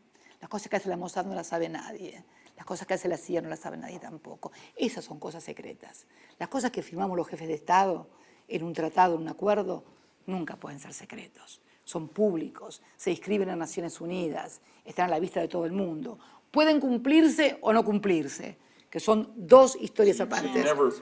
Pero no haber un acuerdo secreto. You never wanted to take the Iranian names off the Interpol list. Nunca fue idea de ustedes eliminar los nombres de los iraníes de la lista de Interpol, ¿correcto? ¿Y cómo vamos a eliminarlo si no podemos? Sería imposible. Sería como que yo dijera, voy a echarlo a Dexter de New Yorker. De New Yorker lo puede echar únicamente el directorio de New Yorker, si vos sos empleado de New Yorker. Ahora, las alertas rojas, los únicos que pueden movilizarlas es el juez de la causa. Únicamente el doctor Canicova Corral, ni siquiera el fiscal, solamente el juez, porque las órdenes de detención no las firma el fiscal, las firma el juez, el que ordena las detenciones son los jueces. Y en mi país, el único, y en la Interpol, y está establecido muy claramente, y lo dijo Robert Noble, un juez dicta una alerta roja, orden de detención, es aceptada por el directorio de Interpol. Interpol libra la orden, esa orden solamente puede ser levantada por el juez de la causa. Yo puedo haber firmado no en secreto, puedo haber firmado en público a los iraníes. Les voy acá, delante de todo el mundo, para 60 minutos, para New York Times, haber firmado yo personalmente y firmado, les voy a levantar las alertas rojas. No tiene ningún valor. No tiene ningún valor, porque Interpol solamente puede recibir órdenes de detención de los jueces y solamente puede recibir órdenes para levantarlas del mismo juez que ordenó la detención. ¿Está claro? Let me ask you one more thing about the deal with Una Iran, cosa más and then respecto before I del ask you about tratado con Irán, Nisman himself. antes de preguntarle por When you read Nisman. Nisman wrote a Cuando long uno report, lee el informe 287 Nisman de pages, in which 287 he páginas, discusses all muy these largo, things. donde And in that report, there Y muy menciona malo. todo esto. Muy largo y muy malo. Very bad, very bad. Well, there's a series of he was listening to Él people. estaba There's a series escuchando of lo que le decía la wiretaps, gente a través de las intervenciones de los the transcripts of teléfonos. which are Hay in the transcripciones de las And there are escuchas en el people informe. talking in this report, Y and hay they're gente que Argentines, mostly habla, Argentines, en who are general having these discussions. argentinos, And que they're mantenían talking- estas it's very difficult to conversaciones. understand what they're talking Y es about. muy difícil Right? entender de There's qué no- estaban there's no hablando smoking gun. realmente. However, there's Pero certain things which hay are ciertas strange cosas and que son unusual. extrañas y poco And I'm wondering, comunes. what do you, first, Y what me do you think they were pregunto, talking about? ¿a qué I mean, there were piensa que remarks, se for instance, where referían? one of the Comentaban, people por was saying, ejemplo, "The Jew screwed up." And I el think that's judío clearly, metió la pata, por no decir una Nisman palabra más regarded that as a fuerte. reference to your foreign minister. Y esa es una What referencia were they al talking about? And canciller. second, ¿A qué hacían there's one referencia other curious allí? thing about these Y hay conversations algo is that también some en of estas those people, I think, in the conversaciones conversations, raro. at least Hay used to have personas some que parecían connection to tener your alguna administration. conexión For con instance, vuestro Luis, gobierno y que Dalia is one participaban of the people en who's listened to estas in conversaciones. these Luis Delía, conversations. por And I ejemplo. think he used to work for your Y husband. creo que And, él trabajaba para su esposo. tell me what they're talking about. Dígame, por You've probably favor, looked at those conversations ¿a too. qué le parece que If they're hacían not talking referencia? about Usted probablemente a también secret las deal with leyó. Iran, Si esto no what are they talking se Primero- refería a un tratado secreto, ¿a qué se refería? Primero, para saber que la persona que usted menciona, Luis Delía, es un defensor de Irán, no había necesidad de hacer ninguna escucha secreta ni telefónica. Podía prender la radio o la televisión y ver las cosas que él decía. O sea, decía que los iraníes no habían tenido nada que ver. Es más, en una oportunidad cuando defendió Irán, fue el doctor Kirchner el que lo echó del gobierno. O sea, fue el doctor Kirchner el que lo echó del gobierno. En cuanto a las escuchas, que son inleíbles, inclusive fueron también totalmente desacreditadas por el propio juez de la causa, que dijo que las escuchas no son prueba de nada. Además, son personas a las cuales personalmente no conozco.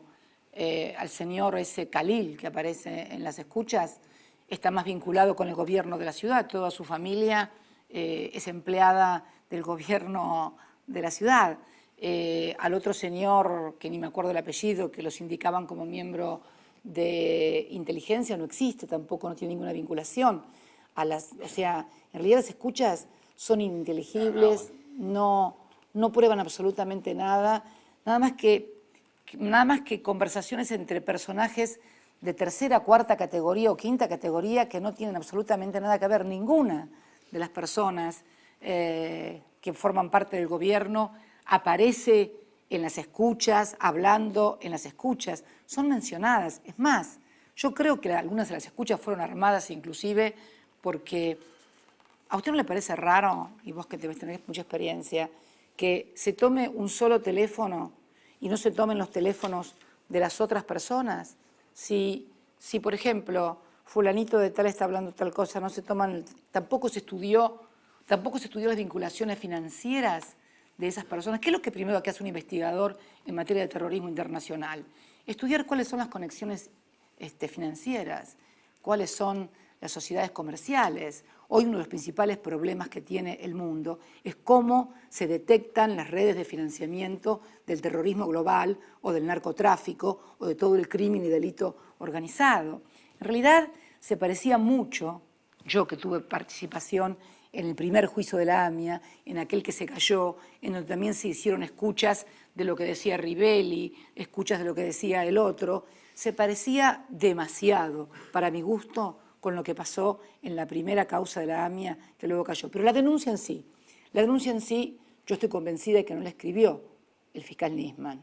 Cuando uno tiene la lectura, uno hace una lectura de ese claro, es una visión casi periodística, no está fundamentada jurídicamente, es una cosa como hecha por alguien más con un criterio de difusión periodística que con un criterio jurídico. Pero lo más importante, y que es lo que rescata la sentencia del doctor Rafecas, es que paralelamente a esto se descubren en la caja fuerte del doctor Nisman 2 presentaciones que es así, tienen fundamento jurídico, parecen escritas por un fiscal, que contradicen absolutamente todo lo que el fiscal decía en la denuncia y estaban fechadas en el mismo tiempo, diciembre del 2014 y enero del 2015. Pero yo no quiero convertirme en fiscal o en experta criminalística.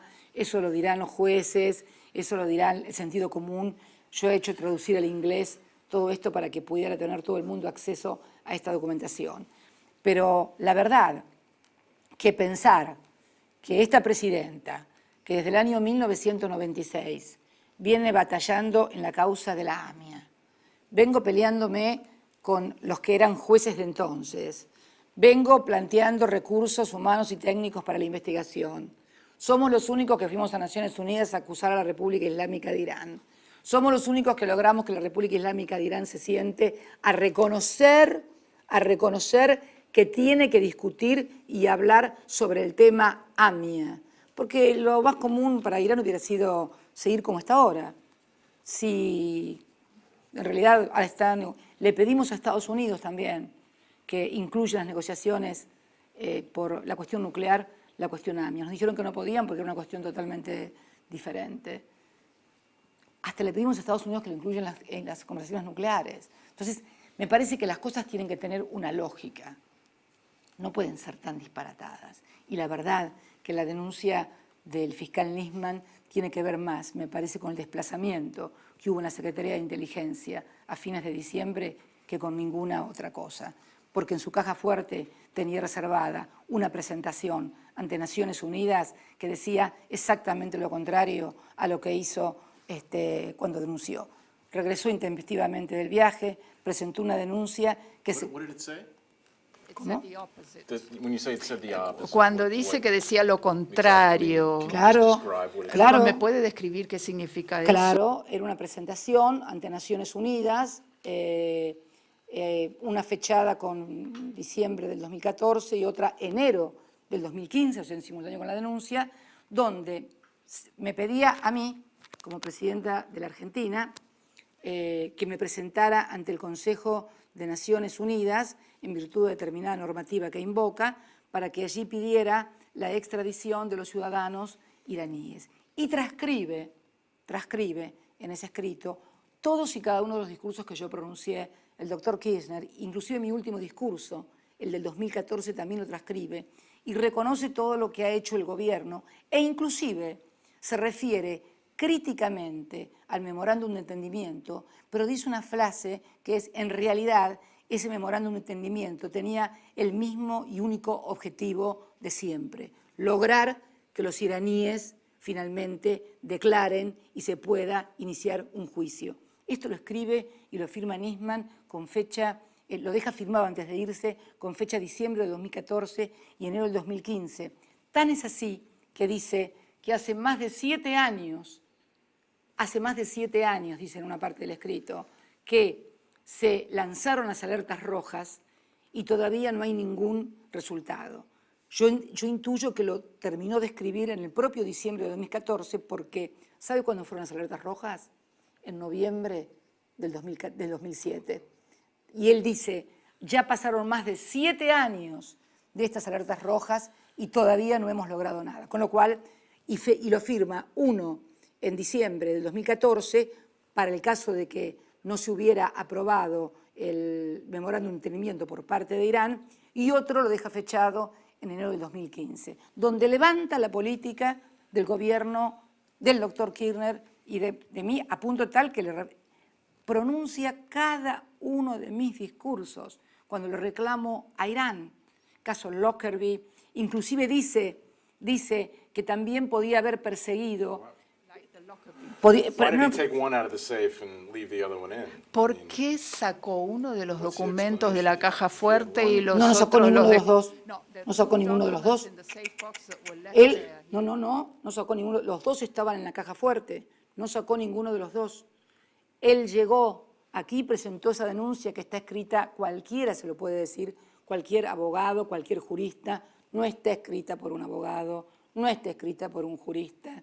Él llegó el día 12 al país y la presentó el día 14. Y los otros dos escritos fueron entregados por la secretaria al juez Rafecas. Yo tampoco conocía. Yo me enteré de esos dos escritos que tenía en la caja fuerte cuando pude leer en internet la sentencia del doctor Rafecas.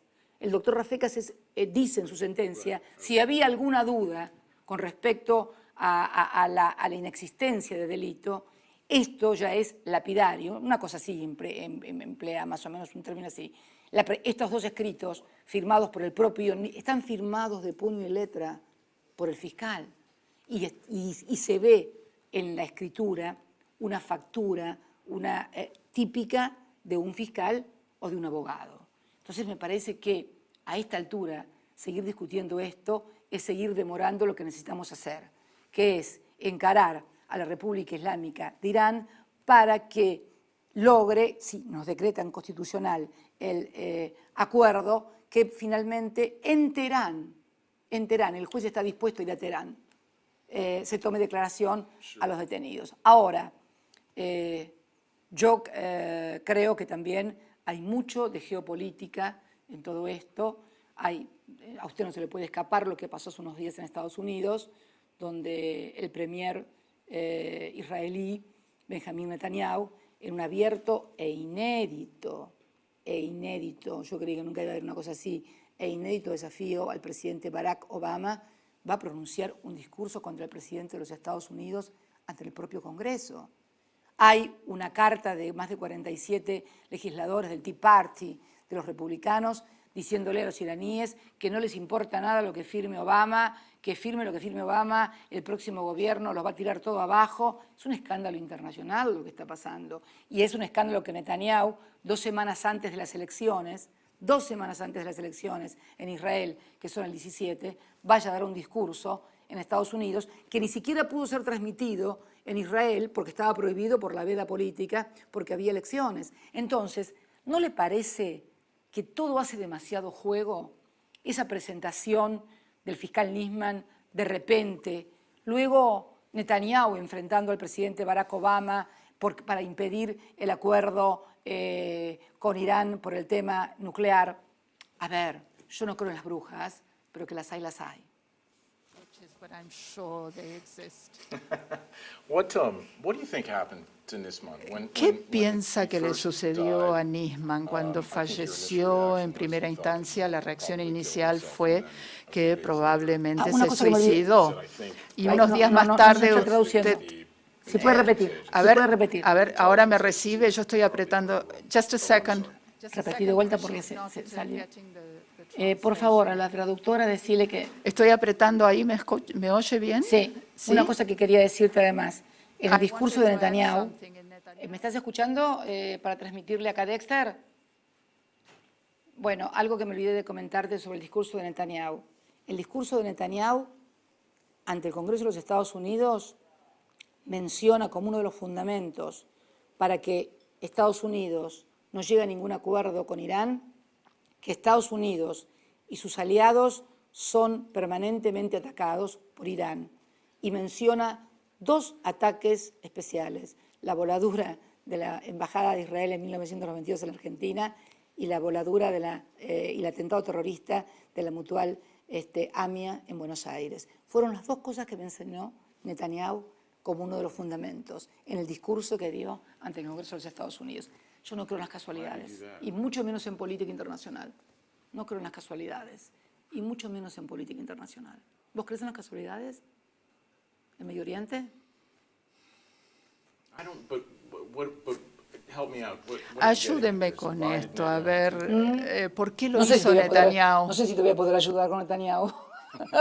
Es muy difícil, Netanyahu. Creo que con Netanyahu vi movilizaciones muy importantes en Israel. Es más, me acaba de llegar, mira, un artículo publicado, lo vas a poder ver después, Es un artículo publicado por una periodista argentina, judía, que vive en Nueva York, Graciela Monchovsky, que es una periodista argentina, autora de una aclamada biografía de Jacobo Timerman, el padre del actual canciller. Actualmente es becaria de la Fundación Prince en el Centro de Historia Judía en New York. Y bueno, creo que sería interesante que lo leyeras porque el fallecido fiscal Alberto Nisman no es un héroe para Argentina o para los judíos.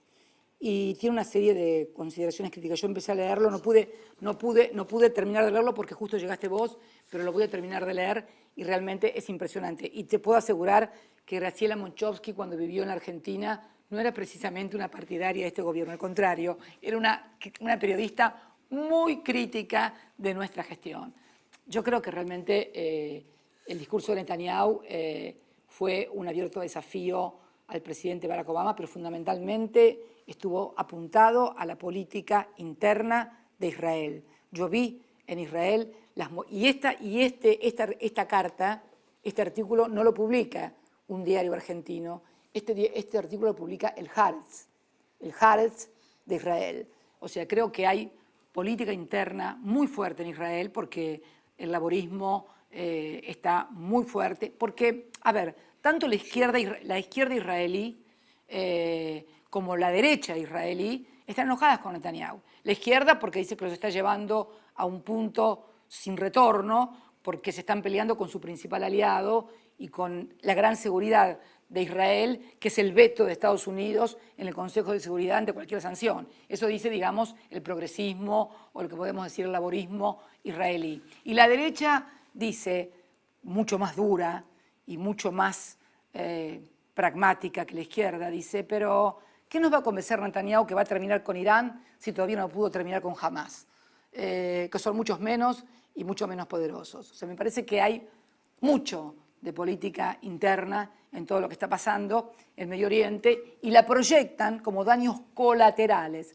¿Sabes yo cómo siento como presidenta de la Argentina? Y olvídate de presidenta, como ciudadana argentina, siento que los 85 familiares, los 85 muertos de la AMIA o los 29 de la voladura de la Embajada de Israel y sus familiares somos como daños colaterales de una guerra que no es nuestra, de una guerra que se desarrolla en otros ámbitos y con cualquier metodología, en donde todo vale, en donde vale desde lanzar un misil a un lugar, aunque para matar a aquel líder yihadista, aunque junto al líder yihadista mueran por ahí 45 civiles o 45 chicos, que vale que alguien vaya a Estados Unidos a hacer un alegato contra el presidente de ese país votado democráticamente por los norteamericanos y que tiene derecho a tomar decisiones de política exterior. Entonces, si nosotros miramos ese mundo, las cosas se vuelven un poco más claras,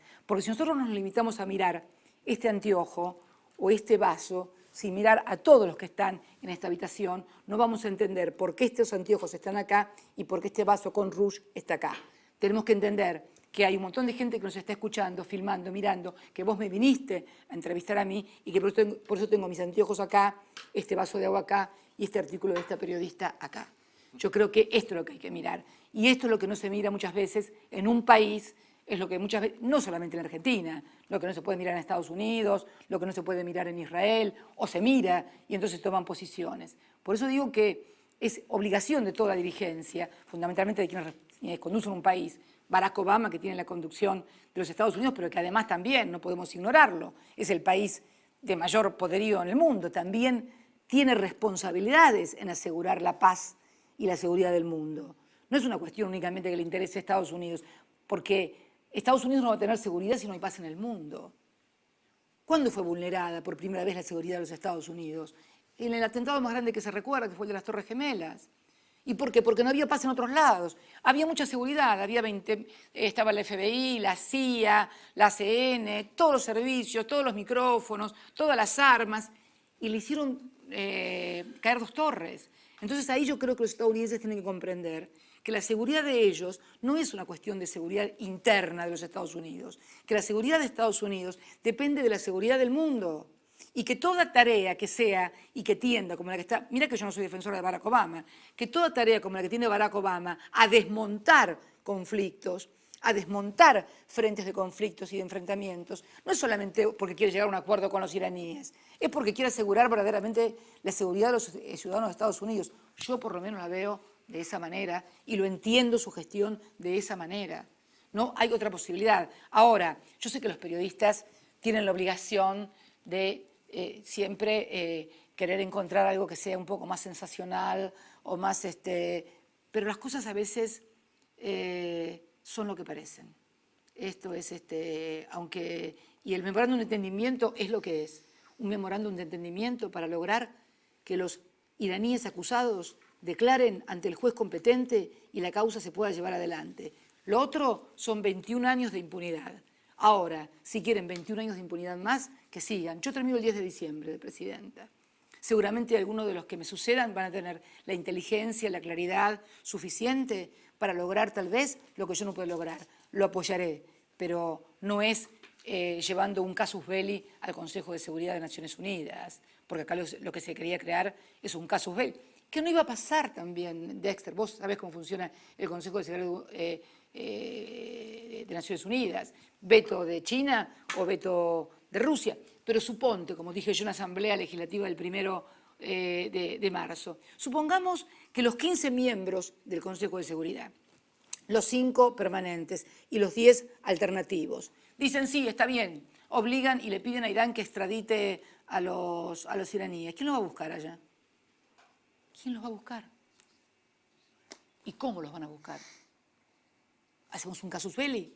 ¿Una guerra? Entonces, me parece que hay que actuar inteligentemente y me parece que lo que hay que es no dejarse envolver por la lucha de inteligencia y contrainteligencia que hoy se está desarrollando en Medio Oriente, en Estados Unidos, en Irán y en nuestro país. Yo no quiero someter a los 40 millones de argentinos a ningún daño colateral más. Ya tuvimos demasiados. Let me ask you about, I mean, if we could talk about Nisman A ver for a bit. si What podemos do you hablar think un minutito when sobre his death Nisman. was first reported, Cuando your first se reaction was he probably informó killed su himself, muerte, and I think su primera a few days reacción fue later, probablemente se suicidó y unos días you más suggested tarde that maybe No, he was sugirió murdered and que lo possibly by asesinaron no, posiblemente no, por no, alguien de no, los no. servicios de I'm just inteligencia. No, what no, you no, think no, happened Dexter, based on what you know. no, bad information, bad information, bad information, bad information. Esta es mi primera, transcribieron mal, como hace la prensa argentina, informa mal, para que ustedes digan cualquier cosa. Esta es mi carta en inglés publicada en las redes. ¿Qué dice ahí? Suicide. ¿Qué dice? Okay. Te la regalo, llévala. Okay. Dice signo de interrogación, nunca creí. Y acá tengo la otra. Esta es cuando se conoció, esta es cuando pude leer la denuncia, porque la denuncia se publica después de muerto el fiscal. Entonces ahí se entienden un poco más las cosas. Ambas. Jamás cambié de opinión. No soy de cambiar de opinión fácilmente, lo cual no revela, ojo, lo cual no revela Es inteligencia. un caso muy complicado. Dice. Lo cual no revela inteligencia. Hay que cambiar de opinión cuando te lo demuestran que estabas equivocada. Pero te das cuenta que estoy equivocada, no cambio de opinión. Me parece que es básico. Es un caso complicado si se mira, no, yo creo que si se mira desde la geopolítica y si se mira desde lo que está pasando en Medio Oriente y si se mira después de escucharlo a Netanyahu y si se mira después de escuchar quiénes eran los principales proveedores de la información del fiscal, que esto lo venimos a saber por parte del juez. Me gustaría que, sería muy interesante que además de entrevistarme a mí, lo entrevistaras al doctor Canicova Corral, que es el juez que lleva la causa, porque es el que te va a poder hablar con mayor propiedad de la causa. El juez Canicova Corral había delegado en el fiscal Nisman la investigación y era muy crítico de la investigación. Yo no quiero... Razón por la cual le pregunto esto, porque en las encuestas, aunque pueden no ser justas, muchos argentinos han dicho que usted estaría involucrada en la muerte de Nisman. Entonces, aunque no tenga fundamento. ¿Qué piensa usted que pasó verdaderamente? La narrativa sencilla es que estaba investigando a vuestra administración y aparece muerto. Esa es la narrativa muy simple, que sin detalles adicionales parece sospechoso. Si una persona no estudia todo en detalle y conversa como usted, como nosotros en este momento, pueden llegar a esa conclusión. Cuéntenme, ¿qué le parece que sucedió? Primero no creo en las encuestas, que nadie sabe a quién encuestaron y dónde publicaron. Si yo tengo que ver la encuesta de la calle, el 1 de marzo hubo una manifestación multitudinaria que acompañó mi discurso de iniciación de las parlamentarias. Sinceramente, yo he escuchado decir que fueron comandos iraníes, he escuchado decir que fueron crímenes pasionales, pero no he escuchado que nadie me dijera ni pueda pensar que realmente tenga que ver con esto. Realmente me parece que es una visión absolutamente interesada y que no responde a la realidad en absoluto. Por una razón muy sencilla, y ya que estamos en Sherlock Holmes, vamos a hacer una pregunta a los Sherlock Holmes. Dígame, ¿a quién perjudicaba más la muerte del fiscal Nisman? Luego de haber denunciado a la presidenta, a su canciller, a un diputado nacional de traición a su país y de conspirar con los iraníes. ¿A quién perjudicaba más la muerte del fiscal Nisman? Contésteme usted, Sherlock Holmes. ¿A quién? ¿A quién? Dígame usted. No, ¿a quién? Usted es un hombre inteligente. Es un hombre inteligente. Exactamente. Bueno, esto es una de las claves siempre en materia. ¿Y a quién beneficiaba?